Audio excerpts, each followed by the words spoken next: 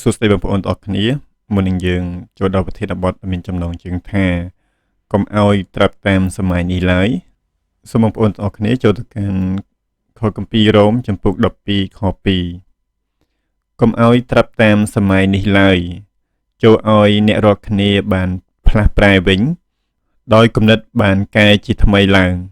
ដើម្បីនឹងអាចមើលឲ្យបានស្គាល់បំណងព្រះハរតីនៃព្រះដែលល្អស្រួលទទួលហើយគ្រប់លក្ខផងសម័យនេះមានឥទ្ធិពលយ៉ាងខ្លាំងទៅលើជីវិតមនុស្សការបង្រៀនឲ្យមនុស្សស្រឡាញ់អ្វីដែលឆាប់ផ្លាស់ប្ដូរដេញតាមអ្វីដែលទាក់ទាញភ្នែកនិងបំពេញចិត្តខ្លួនហើយស្វែងរកអ្វីដែលគ្រាន់តែផ្ដល់ភាពសប្បាយបណ្ដោះអាសន្នដោយហេតុនេះមនុស្សជាច្រើនរស់តាមគំរូរបស់ពិភពលោកដោយមិនសូវគិតថាជីវិតគួរតែដឹកនាំដោយបំណងព្រះハរតីរបស់ព្រះទេ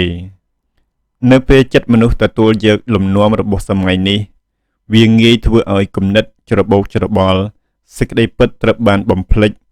ហើយការល្អត្រូវបានផ្លាស់ប្ដូរឲ្យទៅជាការបំពេញបំណងចិត្តផ្ទាល់ខ្លួនទោះយ៉ាងណាក៏ដោយព្រះបន្ទូលមិនហៅយើងឲ្យធ្វើតាមសម័យនេះទេប៉ុន្តែ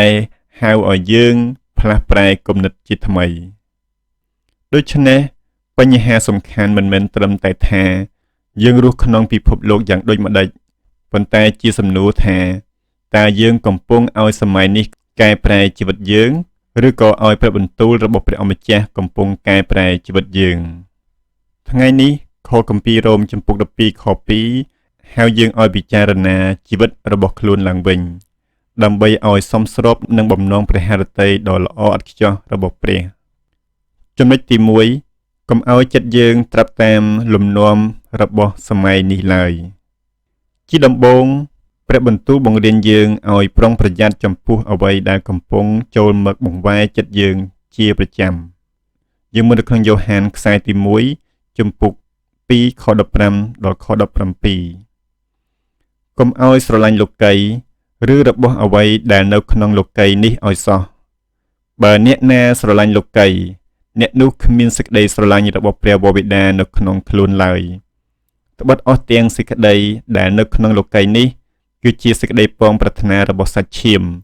និងសេចក្តីពងប្រាថ្នារបស់ភ្នែកហើយសេចក្តីអំនួតរបស់ជីវិតនោះមិនមែនមកពីព្រះវរបិតាទេគឺមកតែពីលោកីនេះវិញ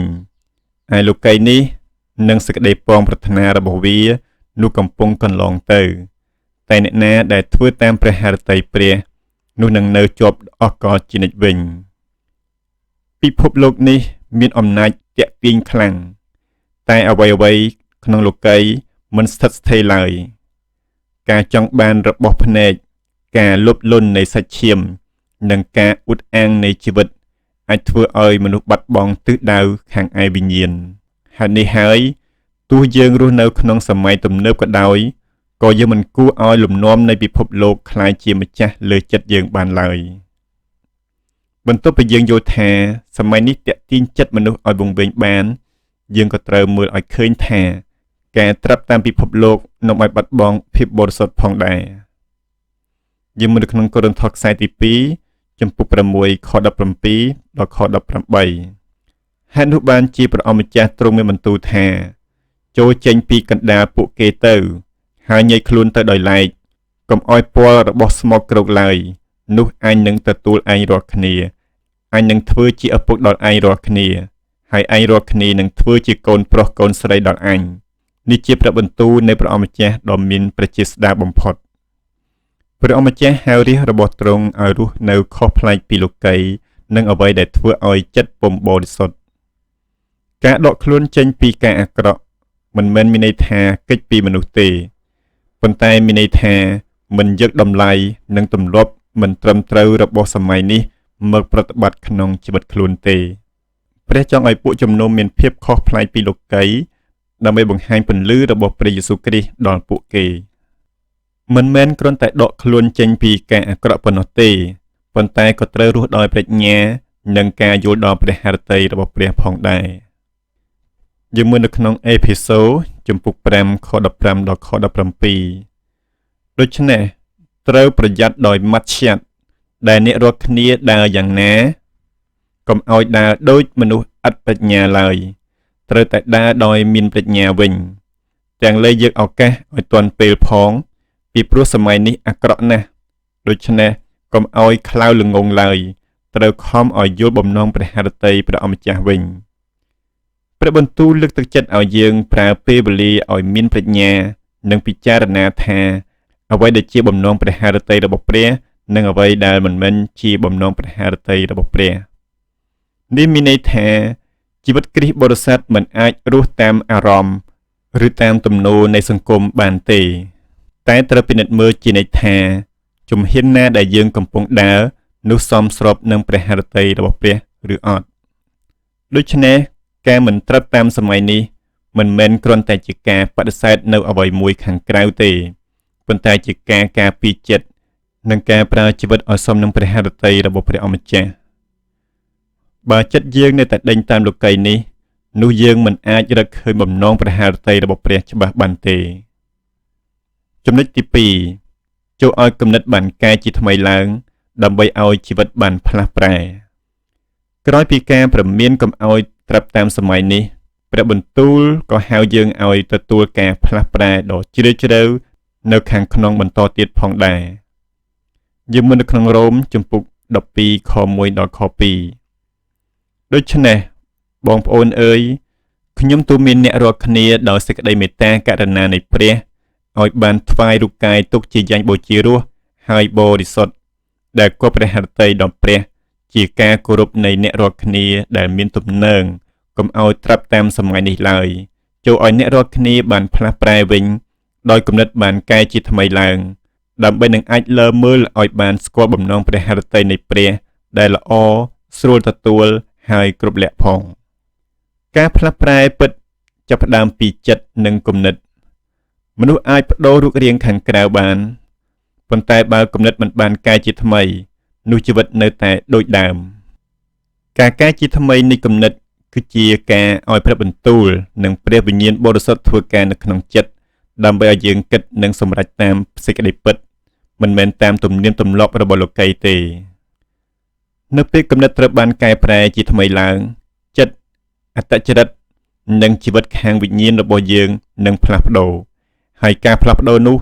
នឹងបង្ហាញតាមរយៈពាក្យសម្ដីការប្រព្រឹត្តនិងរបៀបរស់នៅប្រចាំថ្ងៃផងដែរយើងមើលនៅក្នុងអេពីសូតជំពូក4ខ22ដល់ខ24ថាខាងឯកិរិយាប្រព្រឹត្តកាលពីដើមនោះត្រូវឲ្យអ្នករាល់គ្នាបានដោះមនុស្សចាស់ដែលតែងតែខូចទៅតាមសេចក្តីពំប្រាថ្នារបស់សេចក្តីឆោបបោកចោលចេញហើយឲ្យគំនិតក្នុងចិត្តបានកែប្រែជាថ្មីឡើងព្រមទាំងប្រដាប់ខ្លួនដោយមនុស្សថ្មីវិញដែលកើតមកក្នុងសេចក្តីសុចរិតហើយក្នុងសេចក្តីបរិសុទ្ធរបស់ផងសេចក្តីពិតតាមភាពព្រះមនុស្សចាស់ត្រូវបានដោះចោលហើយមនុស្សថ្មីត្រូវបានប្រដាប់ខ្លួនឡើងនេះបង្ហាញពីការផ្លាស់ប្រែជាក់ស្ដែងនៅក្នុងទម្លាប់អាកប្បកិរិយាពាក្យសម្ដីនិងការគិតរបស់យើងជីវិតថ្មីក្នុងព្រះគ្រីស្ទមិនមែនគ្រាន់តែជាការហៅខ្លួនឯងថាជាគ្រីស្ទបរិស័ទប៉ុណ្ណោះទេប៉ុន្តែជាការរស់នៅដោយគំនិតដែលនៅក្នុងចិត្តជាថ្មីដែលស្របតាមសេចក្តីសុចរិតនិងសេចក្តីបរិសុទ្ធរបស់ព្រះពេលគំនិតបានកែជាថ្មីឡើងហើយមនុស្សមិនត្រឹមតែស្គាល់ការល្អប៉ុណ្ណោះទេប៉ុន្តែអាចវិនិច្ឆ័យនិងជ្រើសរើសអ្វីដែលស្របតាមព្រះハរតីរបស់ព្រះផងដែរយើងមើលនៅក្នុងភីលីបជំពូក4ខ8មួយទៀតបងប្អូនអើយឯសេចក្តីណាដែលពិតសេចក្តីណាដែលគួររាប់អានសេចក្តីណាដែលសុចរិតសេចក្តីណាដែលបរិសុទ្ធសេចក្តីណាដែលគួរស្រឡាញ់សេចក្តីណាដែលមានឈ្មោះល្អបើមានសគុណណាឬជាសេចក្តីសរសើរណានោះចូលពិចារណាពីសេចក្តីទាំងនោះចុះព្រះបន្ទូលបង្រៀនឲ្យយើងគិតអំពីអ្វីដែលពិតយុត្តិធម៌បរិសុទ្ធគួរឲ្យស្រឡាញ់និងគួរឲ្យសរសើរការគិតដូច្នេះជួយបង្រៀនចិត្តឲ្យចូលទៅចិត្តការល្អនិងឆ្ងាយពីអ្វីដែលបំផ្លាញវិញ្ញាណហេតុនេះការកែជាថ្មីនៃគំនិតមិនមែនជាការសិក្សាជាចំណេះដឹងប៉ុណ្ណោះទេប៉ុន្តែជាការបង្កើតលំនាំថ្មីសម្រាប់ជីវិតដែលគោរពដល់ព្រះអម្ចាស់ដូច្នេះការផ្លាស់ប្រែដោយគំនិតថ្មីគឺជាព្រះハរតីរបស់ព្រះសម្រាប់អ្នកដែលធ្លាប់រស់នៅក្រោមឥទ្ធិពលនៃលោកីយ៍សម័យនេះពេលគំនិតបានកែជាថ្មីហើយជីវិតក៏ចាប់ផ្ដើមបង្ហាញចេញនូវសេចក្តីល្អ ដែលសមនឹងអ្នកជឿលើព្រះយេស៊ូវគ្រីស្ទចំណុចទី3ដើម្បីនឹងអាចលើមើលឲ្យបានស្គាល់បំណងព្រះハរតីនៃព្រះគោលដៅនៃការមិនត្រឹមតាមសម័យនេះនិងការកែជាថ្មីនៃគំនិតគឺដើម្បីឲ្យយើងស្គាល់បំណងព្រះハរតីរបស់ព្រះអម្ចាស់បានច្បាស់យើងមើលនៅក្នុងសុភាសិតចំពុក3ខ5ដល់ខ6ចូលទីពឹងដល់ព្រះយេហូវ៉ាឲ្យអស់ពីចិត្តកុំឲ្យពឹងផ្អែកលើយោបល់របស់ខ្លួនឡើយត្រូវឲ្យទទួលស្គាល់ទ្រង់នៅគ្រប់ទាំងផ្លូវឯងចុះនោះទ្រង់នឹងតម្រង់អស់ទាំងផ្លូវច្រករបស់ឯងពេលយើងមិនពឹងផ្អែកលើយោបល់របស់ខ្លួនឯងហើយទុកចិត្តលើព្រះអម្ចាស់នោះទ្រង់នឹងដឹកនាំផ្លូវយើងការស្គាល់បំណងព្រះハរតីមិនមែនកើតឡើងដោយការឆ្លាតវៃរបស់មនុស្សទេប៉ុន្តែកើតឡើងដោយចិត្តដែលទុកជីវិតខ្លួនឲ្យព្រះដឹកនាំនិងពិនិត្យមើលអ្វីគ្រប់យ៉ាងតាមព្រះបន្ទូលបន្ទាប់ពីព្រះដឹកនាំគំនិតនិងផ្លូវរបស់យើងហើយព្រះបន្ទូលក៏បង្ហាញថាអ្នកដែលស្គាល់ព្រះハរតីរបស់ព្រះគួរតែរស់នៅដោយរបៀបណាយើងមើលនៅក្នុងមីកាចំពុក6ខ8អោមនុស្សអើយព្រះបានបង្ហាញឲ្យឯងស្គាល់សេចក្តីដែលល្អតែព្រះយេហូវ៉ាសពព្រះハរតីឲ្យឯងប្រព្រឹត្តដូចម្ដេចបើមិនមែនឲ្យប្រព្រឹត្តដោយសេចក្តីសុចរិតឲ្យស្រឡាញ់សេចក្តីសប្បុរសហើយឲ្យដើរជាមួយនឹងព្រះនៃខ្លួនដោយសុភាពរៀបទៀបប៉ុណ្ណោះព្រះចង់ឲ្យមនុស្សដើរដោយយុត្តិធម៌ស្រឡាញ់សេចក្តីមេត្តានិងបន្ទាបខ្លួននៅចំពោះព្រះនេះបង្ហាញថាព្រះハរតីរបស់ព្រះមិនមែនផ្ដោតតែព្រះតីករណាដល់ជីវិតប៉ុណ្ណោះទេប៉ុន្តែក៏ផ្ដោតលើចរិតនិងទំនាក់ទំនងរបស់យើងជាមួយនឹងទ្រង់និងជាមួយមនុស្សដទៃផងដែរការស្គាល់បំណងព្រះハរតីរបស់ព្រះមិនមែនគ្រាន់តែជាការដឹងនៅក្នុងគំនិតប៉ុណ្ណោះទេប៉ុន្តែត្រូវបង្ហាញចេញតាមរយៈជីវិតដែលប្រព្រឹត្តដោយសុចរិតស្រឡាញ់សេចក្តីសប្បុរសនិងដើរជាមួយព្រះដោយសុភាពរៀបទៀបនេះជាភស្តុតាងថាគំនិតដែលបានកែជាថ្មីនឹងបង្កើតជីវិតថ្មីដែលស្របតាមបំណងព្រះハរតីរបស់ព្រះនៅពេលយើងស្គាល់ព្រះハរតីរបស់ព្រះហើយយើងនឹងដឹងថាជីវិតគ្រីស្ទបរិស័ទត្រូវបង្ហាញចេញដោយការធ្វើការល្អនិងការស្រែកសរសើរព្រះអម្ចាស់យើងមាននៅក្នុងកូឡូសចំពុក1ខ9ដល់ខ10ហេតុនោះចាប់តាំងពីថ្ងៃដែលយើងខ្ញុំឮនិយាយនោះយើងខ្ញុំក៏អធិដ្ឋានឲ្យអ្នករាល់គ្នាឥតឈប់ឈរហើយទូលសូមឲ្យអ្នករាល់គ្នាបានស្គាល់ព្រះハរតីទ្រង់សពគ្រប់ដោយគ្រប់ទាំងប្រាជ្ញានិងចំណេះខាងវិញ្ញាណដើម្បីឲ្យបានដើរបែបគួរនឹងព្រះអម្ចាស់និងគប់ចិត្តដល់មនុស្សទាំងអស់ឲ្យបានបង្កើតផលក្នុងគ្រប់ទាំងការល្អនិងឲ្យស្គាល់ព្រះកាន់តែច្បាស់ឡើងការស្គាល់បំណងព្រះハរតីនៃព្រះមិនមែនគ្រាន់តែជាការដឹងឬការយល់អំពីព្រះបន្ទូលប៉ុណ្ណោះទេប៉ុន្តែត្រូវឲ្យជីវិតបង្កើតផលក្នុងគ្រប់ការល្អនិងកាន់តែស្គាល់ព្រះអម្ចាស់ឲ្យជ្រាលជ្រៅឡើងជីវិតដែលស្គាល់ព្រះハរតីពិតនឹងមិនរស់សម្រាប់ខ្លួនឯងទៀតទេប៉ុន្តែរស់ដើម្បីព្រះនិងដើម្បីបម្រើអ្នកដទៃដោយសេចក្តីស្រឡាញ់ដូច្នេះគោលដៅចុងក្រោយនៃការផ្លាស់ប្រែទាំងមូលគឺការរស់នៅក្នុងការយល់ព្រះハរតីរបស់ព្រះដែលល្អស្រួលទទួលហើយគ្រប់លក្ខពេលយើងដើរតាមបំណងព្រះハរតីព្រះនោះជីវិតយើងនឹងក្លាយជាព្រះពរសម្រាប់ខ្លួនឯងសម្រាប់ពួកជំនុំនិងសម្រាប់មនុស្សជុំវិញផងដែរបើសម័យនេះកំពុងអំពាវនាវឲ្យយើងត្រាប់តាមនោះព្រះបន្ទូលអំពាវនាវឲ្យយើងត្រឡប់មករកព្រះអម្ចាស់វិញកុំឲ្យចិត្តយើងទៅតាមលំនាំលោកីឡើយប៉ុន្តែចូលឲ្យជីវិតយើងបានផ្លាស់ប្រែដោយព្រះបន្ទូលនិងព្រះវិញ្ញាណបរិសុទ្ធសប្តាហ៍ថ្ងៃនេះមនុស្សងាយណាស់ក្នុងការធ្វើតាមអ្វីដែលគេនិយមអ្វីដែលគេសរសើរឬអ្វីដែលគេឃើញថាស្រួលតែព្រះហៅយើងឲ្យរស់ខុសពីអ្វីទាំងនោះជីវិតគ្រីស្ទបរិស័ទមិនគួរត្រូវកំណត់ដោយទំនោរទៅតាមសង្គមលោកីទេប៉ុន្តែត្រូវកំណត់ដោយសេចក្តីពិតរបស់ព្រះយេស៊ូវគ្រីស្ទហេតុនេះសូមឲ្យយើងពិនិត្យចិត្តខ្លួនឯងជារៀងរាល់ថ្ងៃ